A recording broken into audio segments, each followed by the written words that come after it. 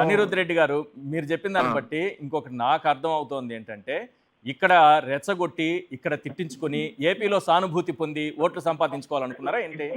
Plan B, plan A అంటున్నారు ఆయన మీరు. ఆయన అపరిచితుడు. ఏపీలో ఉన్నప్పుడు అగా మాట్లాడతాడు. ఇక్కడ రాగానే నా గుండెలో ఉంది తెలంగాణ అన్నాడు. మన గుండెల్లో తెలంగాణ ఉంటే మన ఆంధ్ర ఎక్కడ ఉంది? ఈ రోజు ఇక్కడికి వచ్చి తెలంగాణ నా గుండెకాయ అని అన్నాడు. అవును, నాకు తెలిసి బహుశా మన రేపు పోయి ఆంధ్ర వాళ్ళు అడుగుతారు, నువ్వు గుండెకాయ తెలంగాణ అయితే మేమేందంటే, అరే మీరు రక్తమయ్యా, మీ రక్తం గుండెకాయలకు వస్తేనే కదా పని చేస్తామని మాట్లాడతాడు ఫ్యూచర్ లో. ఒకటి అడుగుతా నేను, ఒక రాజకీయ పార్టీ ఒక సభ పెట్టుకుంటానంటే ఎందుకు అనుమతి ఇవ్వరు? పెట్టుకోమను, ఎవరు వద్దంటలేరు, నేనేం అనలేదు కదా పెట్టొద్దని చెప్పి. ఆయన ఏమి సభ పెట్టలే కదా, సండే ఫంక్షన్ హాల్ ఎంతమంది వస్తారండి? అది మన సభ ఒక మీట్. ఈరోజు ఆయన కానీ తెలంగాణ ఫార్మేషన్ డే, నువ్వే రెచ్చగొట్టినావు కదా, నరదిష్టి నీ తెలంగాణ రెచ్చగొట్టింది నువ్వే కదా.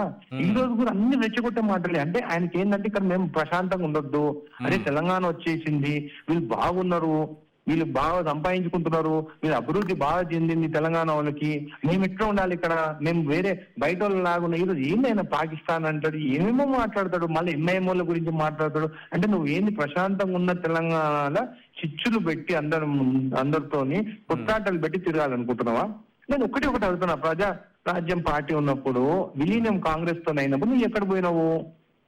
ఆ రోజు ఎందుకు చిరంజీవి గారితో నువ్వు ఆపలేదు వద్దని చెప్పి? ఓకే, సింపుల్ గా నేను ఒకటే అడుగుతున్నాను.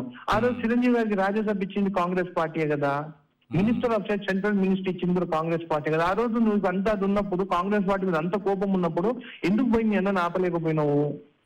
చిరంజీవి గారికి కాంగ్రెస్ పార్టీ అంటే ఇష్టము, అది ఈయనకు అవుతాడు. అందుకే బహుశా కావాలని చెప్పేసి నాగబాబుకి ఎమ్మెల్సీ ఇచ్చిందేమో. చిరంజీవి గారికి కూడా రాజ్యసభ ఎంపీ ఇప్పించచ్చు కదా మాట్లాడి. ఓకే, ఇప్పుడు తెలంగాణ ఈయనకి కాంగ్రెస్ అంటే ఇష్టం లేదు. ఈయన అన్ని రాహుల్ గాంధీ అంటాడు, ప్రియాంక గాంధీ అంటాడు, అది కూడా రాహుల్ గాంధీ ప్రియాంక గాంధీ ఇంగ్లీష్ లో మాట్లాడతాడు. అంటే మోడీ అమిత్ షా వినాలి, ఓహో this guy spoke about Rahul Gandhi and Priyanka Gandhi, so ఈ షుడ్ బి బెనిఫిటెడ్ అని. అదా?